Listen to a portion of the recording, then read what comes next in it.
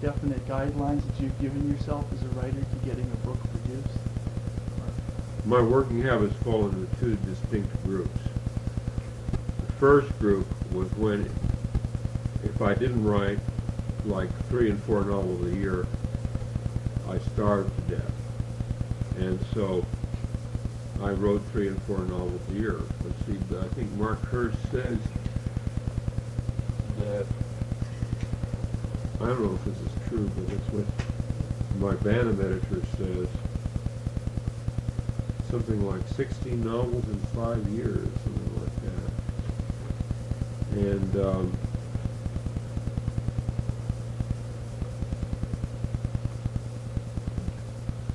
16 novels written and published in just 5 years, Bantam says in their new edition of Ubik. But you didn't keep count?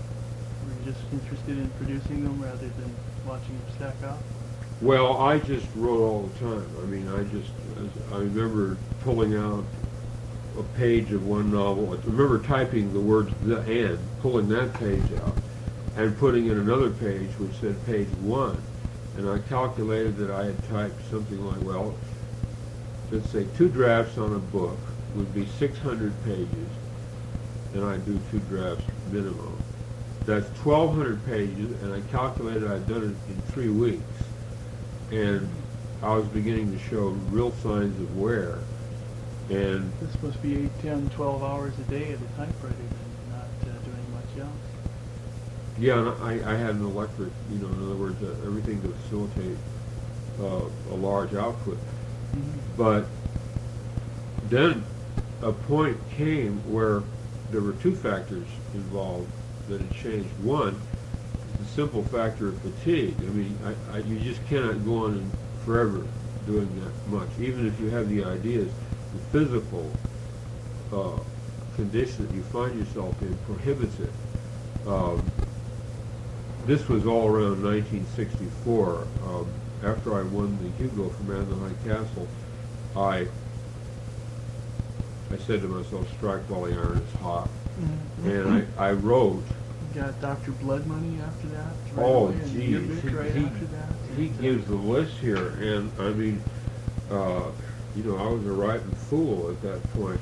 Martian Time Slip, The 3 Stigmata of Palmer Eldritch, The Simulacra, The Penultimate Truth, Plans of the Alphane Moon, Dr. Blood Money, The Crack of Space, No Wait for Last Year, The Unteleported Man, Counterclock World, The Zap Gun, The Ganymede Takeover, The Android's Dream of Electric Sheep, Ubik, The Lactic Pot Healer, and A Maze of Death. 16 novels written and published in just 5 years. Now, how long a lifespan would you want to give the person that tried to make that a perpetual working schedule? So, I didn't run out of ideas. I just ran out of energy. Just I was depleting myself. Then another thing happened. Terry Carr said to me, "All your novels are exactly the same." He says, now, with Paul Anderson, boy, do I remember this. This really got put into my long-term memory banks. He said, whenever you pick up a Paul Anderson novel, it's completely different from all other Paul Anderson novels. I'm not willing to concede that's correct, but that's what he said. Whenever you pick up a Bob Silverberg novel, they're all different from all the other Bob Silverberg novels. But pick up one of your novels, they're all the same. And he says, the fans are grumbling. He says, why don't you stop trying to figure out what reality is and asking what reality is as you continue to do, and say what it is? And I thought, golly, that is profound.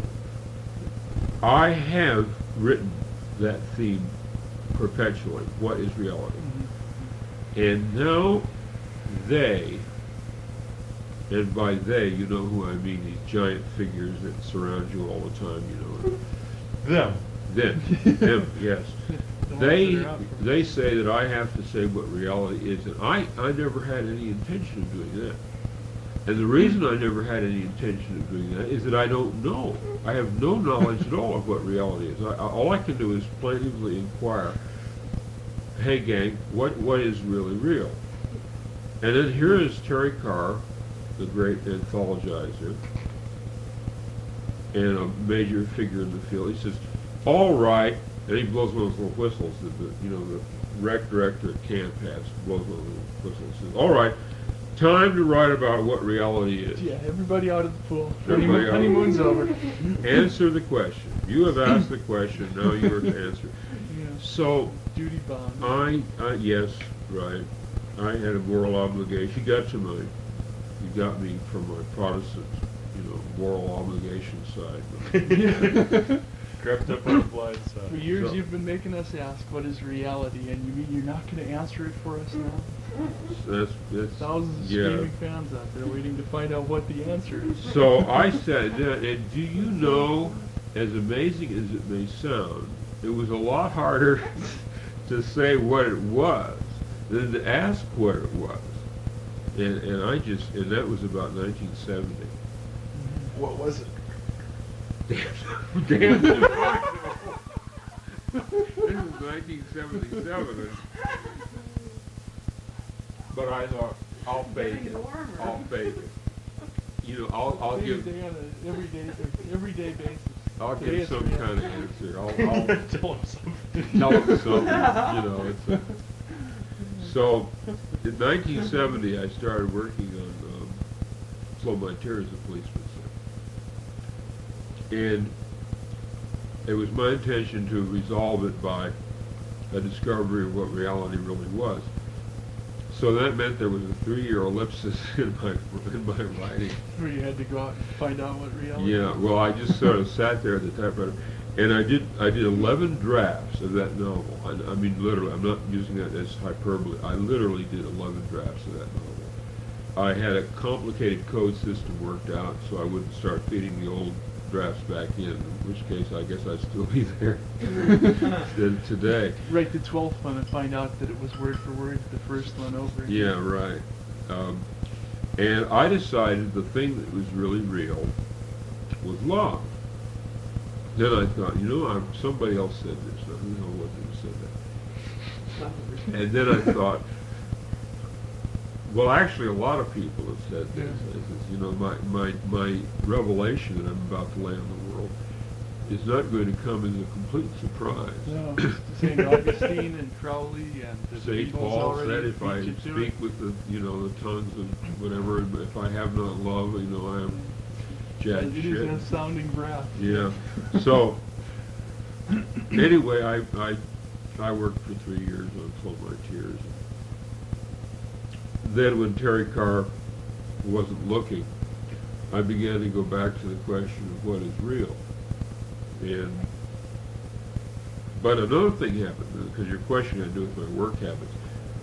Working all those years on Slow My Tears, doing all those drafts, changed my work habits. I'd never done more than a rough draft and then a final on a novel before. And there was 11 drafts. I was reshaping it word by word. I was going over the last 150 pages.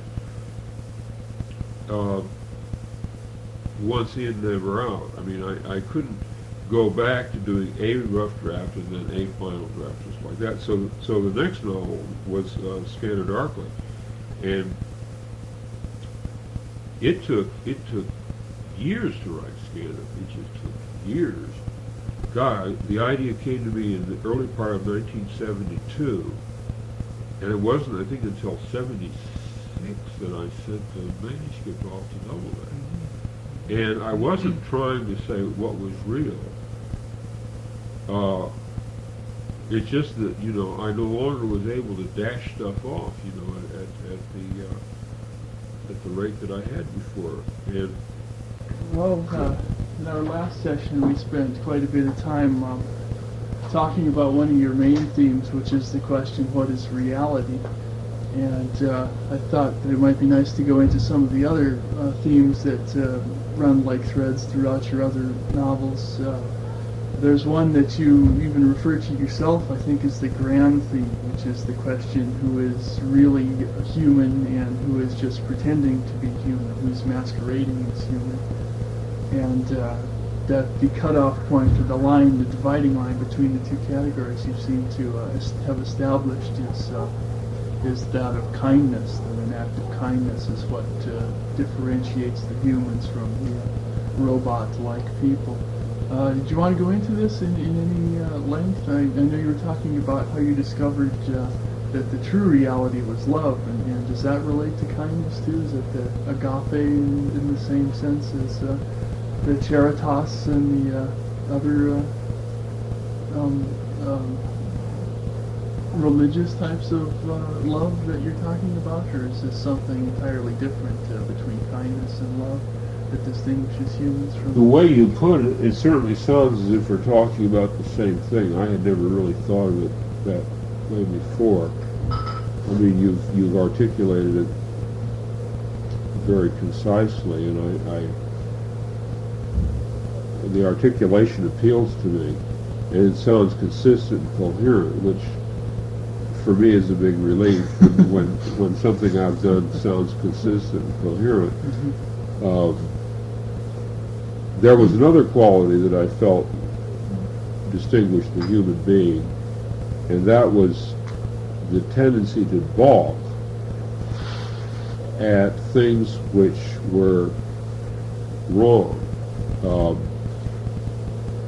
I developed quite a strong inner image of this happening. I think I discussed it in my Vancouver speech, but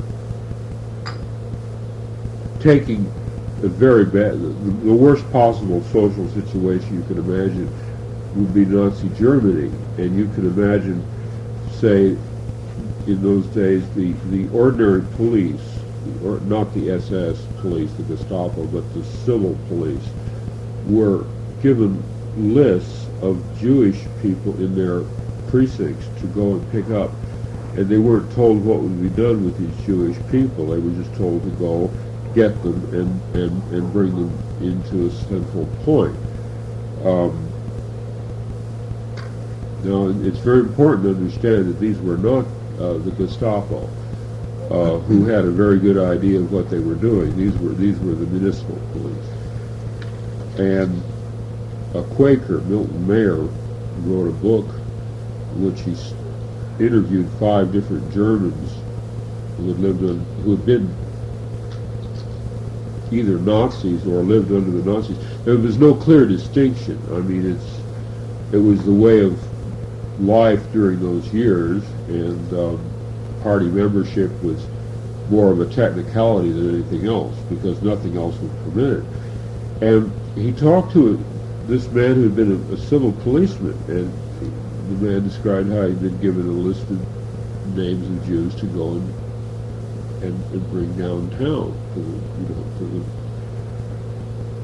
to what we call, what I call downtown. They're going to take us downtown. And the police place. And the mayor asked him, did you know what would be done with the Jews when they were brought there? And he said, no.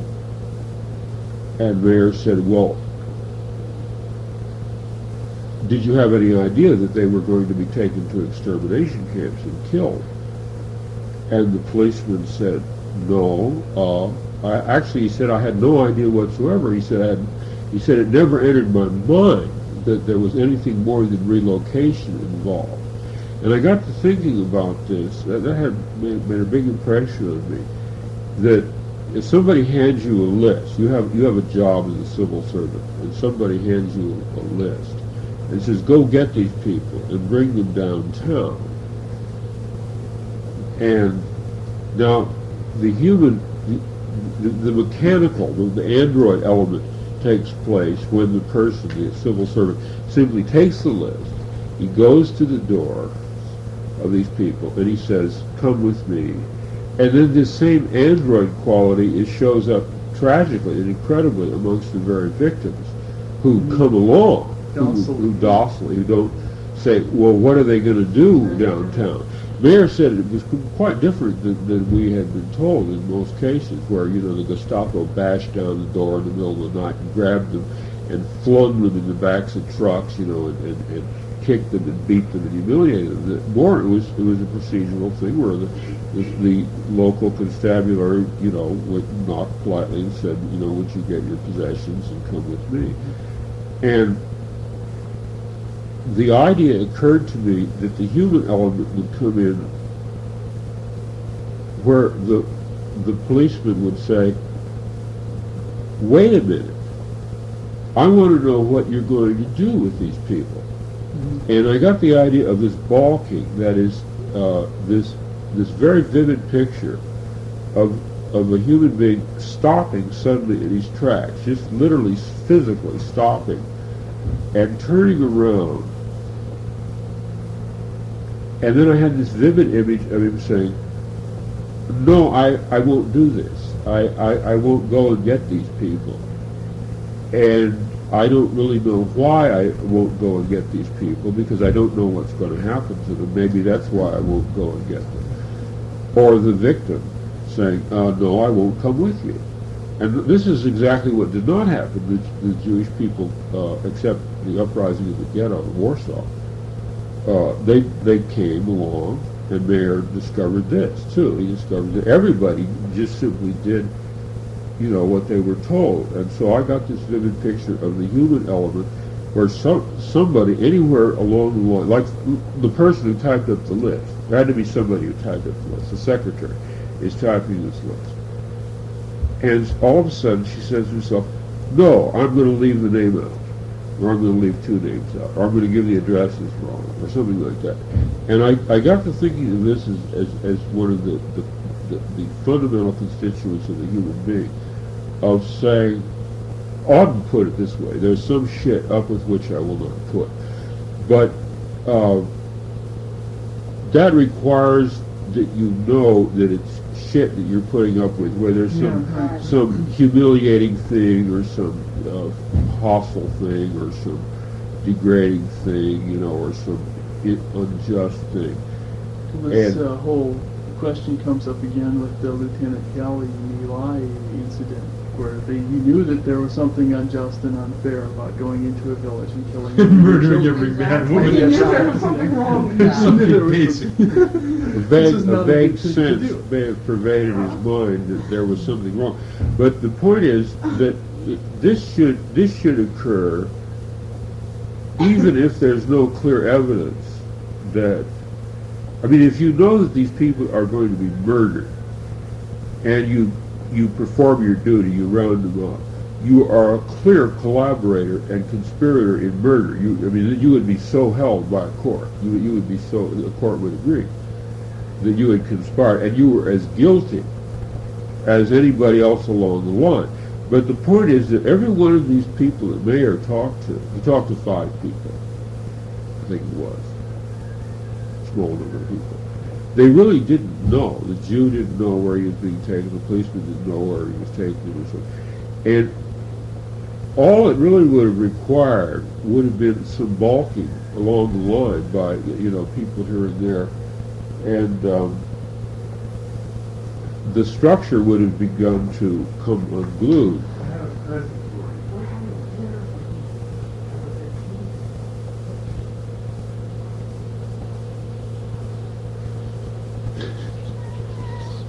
Well, this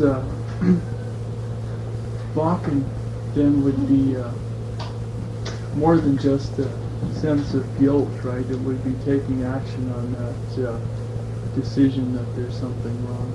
Well, because step farther than right, it's obvious if you carry this paradigm farther that actually I got the idea very clearly from a book written by Martin Buber's wife, who was in the concentration camp, and she said there were Jehovah's Witnesses in the concentration camp, and it was an extermination camp actually, and the Jehovah's Witnesses were they are taught always, well, I don't know, there's some conflict here.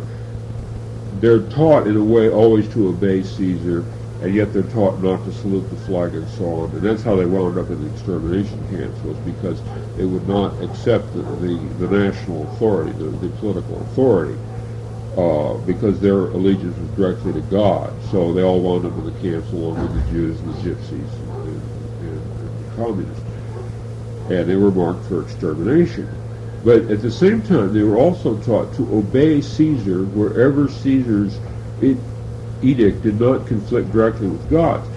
And typing up lists of people who were to be gassed that day did not directly conflict with the Bible. And she said, see one of these Jehovah's Witnesses, they were called Bible students in Germany, carrying this list of the people who are to be taken, from their bunk, their bunkers, and exterminated. And she would say, why don't you drop a couple names off the list? I mean, well, why don't you just lose the list? Say, oh no, we can't lose the list. We were told to take it, to officer so and so. And she would say, all right, I agree that officer so and so is expecting a list, and if you don't show up the list, you will be immediately killed. But these people are going to be killed. Couldn't you leave the name off? And they would say, no, we were told to type up 20 names today, and so we put 20 names on the list. And I got to thinking that this is the essence of the unhuman. This is it right there. Frau Bueller had put her finger on the core of what is not human. I mean, these Jehovah's Witnesses were going to be gassed. They knew the situation. They knew that they and the other people were going to be gassed, and yet they were typing lists and emptying wastebaskets, and whatever job. As long as it didn't break some damn ordinance in the Bible like thou shalt not salute the flag. I mean, they would, go to their death rather than salute the flag, But they would carry a list of people who were to be exterminated. Do you think they would have left their own list off the names? Their own name off the list? Yeah. No, I really don't. I think that we're talking here about a kind of, we're talking about the android which has passed over into complete insanity. And this raises the other issue of the relationship between being human and being sane. And it requires us to define sanity. Because there is really something insane about this behavior. The android, the non-human, because of course we're not really speaking about androids in the strict scientific sense of a human made in a laboratory. We're talking about a non-human android-like behavior. We're talking about a form of unhuman behavior. That there is an element of pathology here, and we have to. We're talking about androids in the sense that you specifically would use the term android in your books, or the concept android, as a parable for a human being rather than something that's actually a human being is created differently or in a laboratory. Exactly. Yeah. A pseudo-human being, or a Xerox copy of one that has all the outwards appearance of a human being, but none of the inward psychic components or whatever it takes that make one a human rather than just a body. Well, Chief would say a sleepwalker. Yes, I was just reading. That's a good way I was to put just it. reading Yeah. a large quotation in the Morning of the Magicians from him last night, and I was very impressed by that. But one of the things that I have always noticed is that many people equate insanity with extravagant behavior. That is, where someone is shouting or being very violent, very impassioned, but that if something is done very calmly and dispassionately, that this is rational, that rational and dispassionate are somehow synonymous, and that a person who speaks in a modulated voice and a calm voice is ipso facto a rational person. Someone who screams, shouts, cries, gets very rends his garment. This is a typical Anglo-Saxon fallacy. You won't find this in Greece, you won't find this in Italy, you won't find this confusion in Spain. But this is, beautifully illustrated by the Gestapo, by the SS in general. Himmler once delivered a very important speech, one of his major policy speeches to the Gestapo and the SS, was that they must never enjoy the death of the Jews in the camps. They must never get off on it. They must never get emotionally excited by it. They must view it calmly and without feeling it. I got to thinking, Small known fact about the SS is they ran a training camp for people who were going to be extermination camp commandants who were going to be physically responsible for the carrying, specifically the Totenkopf branch of the Waffen SS, regarding camps. They had a training camp for them in Germany, where they took German citizens of perfect Aryan stock and no particular harmful political opinions, and had them executed, because the theory was that if a Gestapo man could kill a right-thinking German, he'd have no problem with Poles and Russians, Jews, Gypsies, people who were wrong-thinking. Well, the thing, It has to be something like that. the thing Because the Himmler control was incredible. Himmler stressed was that all this must be done, and what he was really saying was, this all must be done as if what we're doing is rational, and not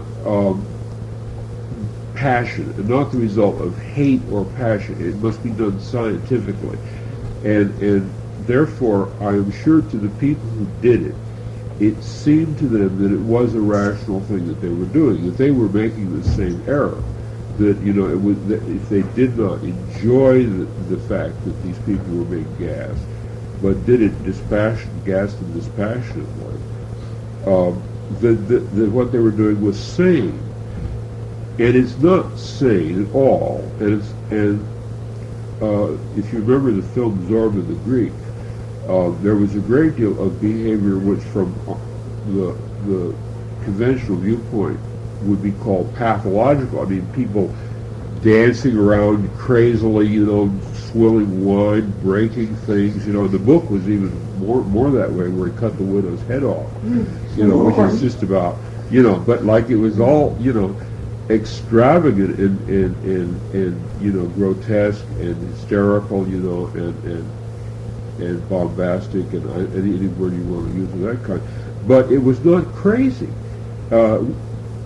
Being crazy can be very calmly typing up a list of names and turning them over to the officer at the end of the hall. And this can be even more crazy because it is done in that dispassionate way. So this is what first led me to the thought of the machine-like quality of pathology and the machine-like quality of the inhuman. That what's lacking is a sense of perspective. What's lacking is a sense of proportion. That, like, if you pick up your instructions that morning when you go to work, and it says 20 people will be gassed today, and this is typed out and it's all spelled right. There's no misspellings, and everything, and it's on the right order blank. It's on the right form. You have form 1040 instead of 1041. That this seems fine to you.